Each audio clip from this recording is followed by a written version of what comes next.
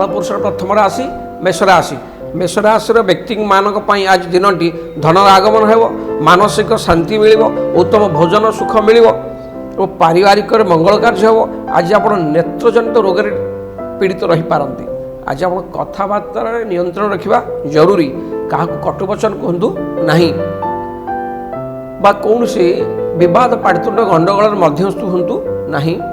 आज दिनटी आपण जगी रखी काटतु। आज दिनटी आप मध्यम धरण कटिपारे।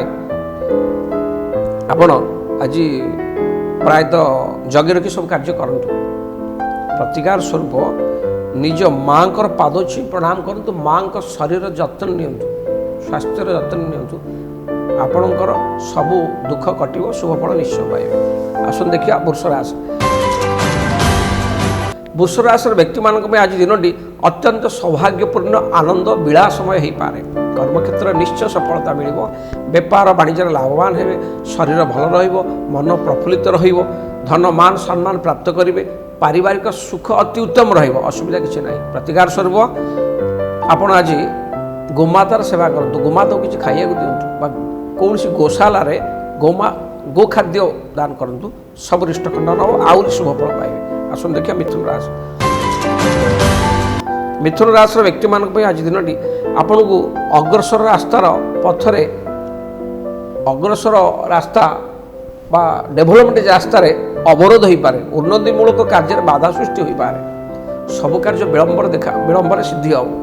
सबु कार्य विलंब हवा हेतु मन में अवसाद विवाद देखादेव। धन मान सम्मान हानि हो पारे। पारिवारिक द्वंद्व देखादेव। कौन से द्रव्य अर्थ चोरी हो जार संभावना अच्छी।